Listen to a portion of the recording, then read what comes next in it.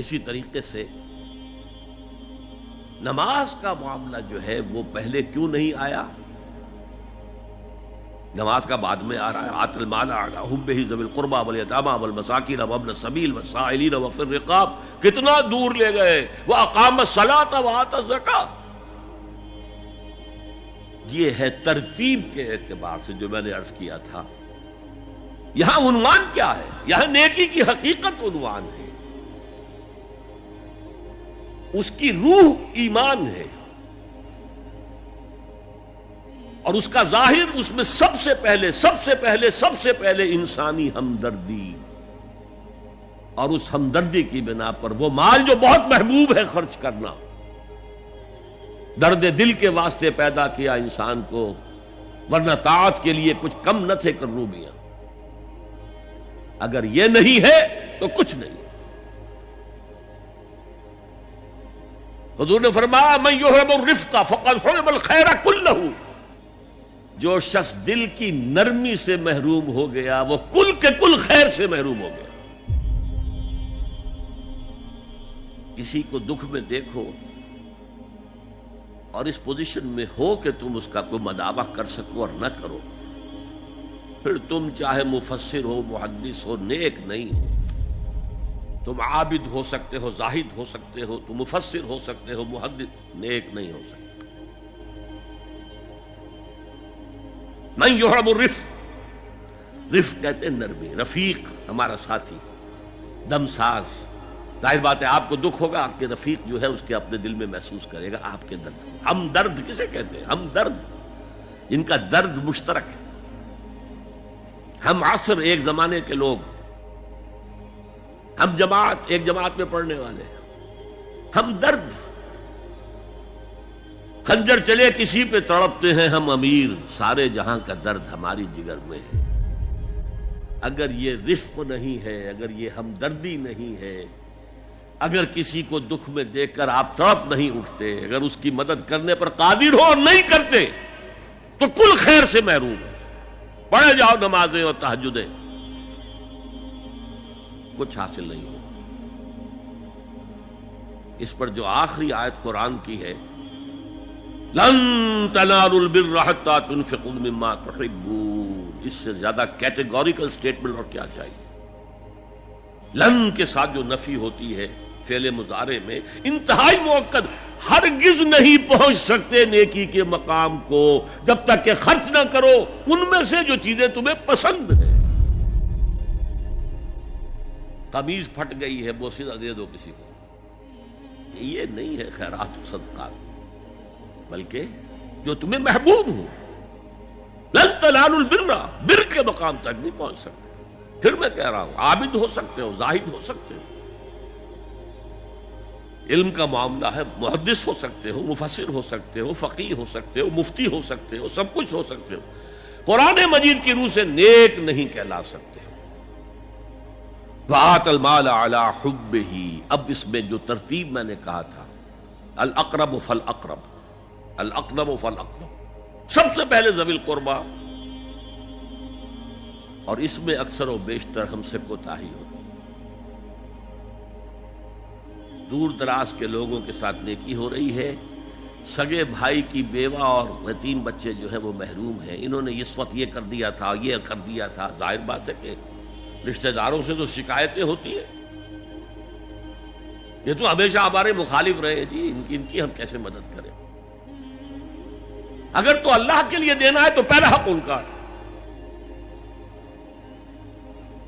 من احب للہ وابغض للہ واعطى للہ ومنع للہ. اللہ کے لیے دیا ہے اگر، تو اپنے اس نفس کی جو انتقام کا جذبہ ہے اس کو کچلو، اور جس کا سب سے پہلا حق ہے اس کو پہنچاؤ. حق بحقدار رسید.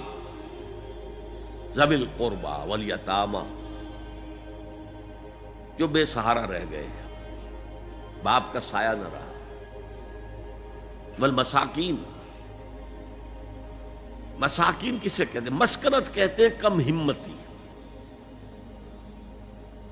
آپ کو معلوم ہے آج کل ایک مرض کہلاتا ہے نیورستھینیا. آدمی دیکھنے میں ہٹا کٹا ہے، صحت مند ہے، لیکن اندر سے اس کی کوئی ہمت ایسے جواب دے گئی ہے کچھ کر ہی نہیں سکتا. وہ ہے مسکین. اسی لیے جو فرمایا گیا یہودیوں کے لیے ضربت علیہم الذلۃ والمسکنہ، ذلت کے معنی بھی کمزوری اور مسکنت کم ہمت، ہمت ختم ہو گئی. تو جو اپنے پاؤں پر نہیں کھڑا رہ سکتا اس وجہ سے کہ اس میں وہ ہمت کم ہو گئی ہے، وہ بھی مستحق ہے. وابن السبیل اور مسافر. پرانے زمانے میں آپ کو معلوم ہے نہ سرائیں تھیں، نہ کچھ اور تھا، نہ ہوٹل تھے. پھر اگر کہیں راستے میں چوری ہو گئی، ڈاکہ پڑ گیا، تو آدمی جو ہے گھر میں خود ہے، کفیل ہے، اچھا ہے. اس وقت کی حالت ایسی ہو گئی. ہمارے ہاں بیگرز نے اسی کو ایک بہت بڑا بہانہ بنایا ہوا، جی میں آیا تھا وہاں سے اور یہاں سے اور میری جیب کٹ گئی، سب کچھ چلا گیا، اب مجھے واپس جانے کے لیے کرایہ چاہیے. اکثر و بیشتر جھوٹے کیسز ہوتے ہیں. اگر آپ کسی کو پکڑ لیں اور ساتھ لے کر کہیں تحقیق کراؤ تو وہ بھاگ جائے گا، پھر نہیں آئے گا اس مسجد میں. لیکن یہ کہ ابن السبیل یہ بھی ایک کھاتا ہے. والسائلین، یہ ذرا تفصیل طلب معاملہ ہے. اسلام کی تعلیم بڑی متوازن ہے. ایک طرف سوال کی مذمت ہے، مت اپنا دستے سوال دراز کرو کسی کے سامنے. جو شخص ہاتھ پھیلاتا ہے مانگنے کے لیے، وہ اپنی عزت نفس کو ہتھیلی پر رکھ کر آپ کے سامنے پیش کر رہا ہے، اور آپ ٹھوکر مار دیتے ہیں اس کی عزت نفس کو. مانگو اللہ سے. اللہ کسی کے دل میں ڈالے تمہاری ضرورت پوری کر سکتا ہے، بغیر اس کے کہ تم کسی کے سامنے دستے سوال دراز کرو. تو سخت مذمت ہے. اور خاص طور پر بیگری جو ایک انسٹیٹیوشن بن گیا ہے، ایک پیشہ بن گیا ہے، وہ تو اسلام کی تعلیمات کے منافی ہے. اور جس طرح کی ہم خیرات بانٹتے ہیں، 5 روپے کا نوٹ دے رہے ہیں مانگنے والوں کو مسجدوں کے باہر، سمجھ رہے ہیں ہم نے حاتم طائی کی خبر کو لات مار دی، حالانکہ حقیقت میں آپ انسٹیٹیوشن آف بیگری کو سپورٹ کر رہے ہیں. کسی ایک کو لے لو، آؤ چلو مجھے اپنا گھر دکھاؤ، مجھے بتاؤ تم واقعی اس قابل ہو یا نہیں ہو، اور پھر اس کی مدد کریں، لمسم کریں. پھر وہ 5 روپے نہیں ایسی دیں کہ وہ کچھ اپنے پاؤں پر کھڑا ہو سکے.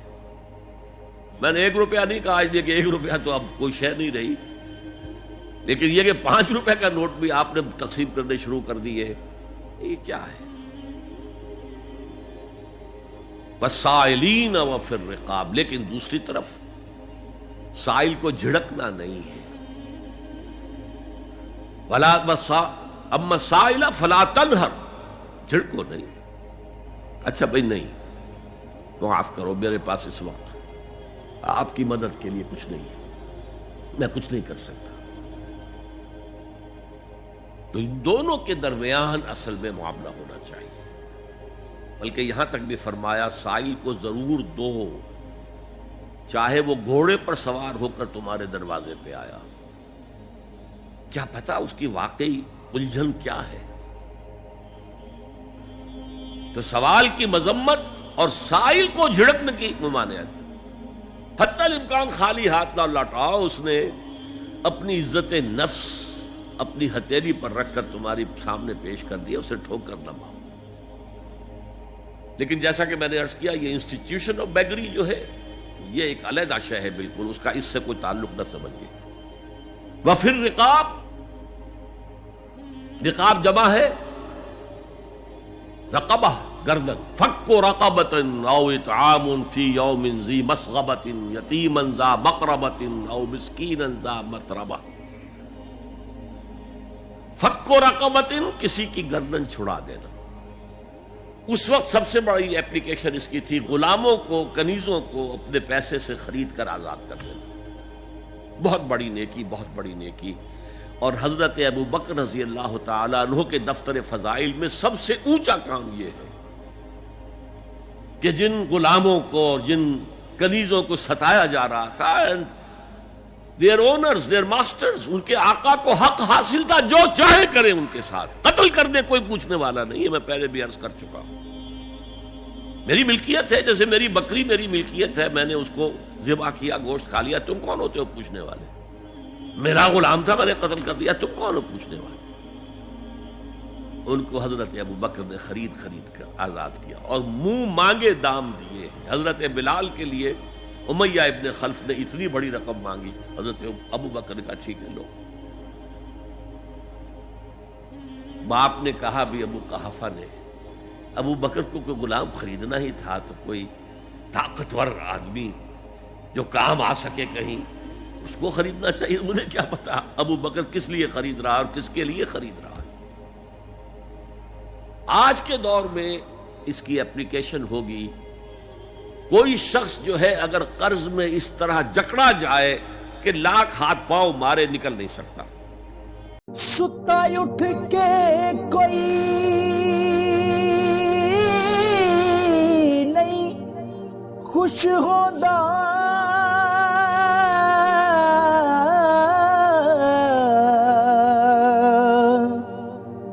بڑے ستے جگا کے میں ویکھیا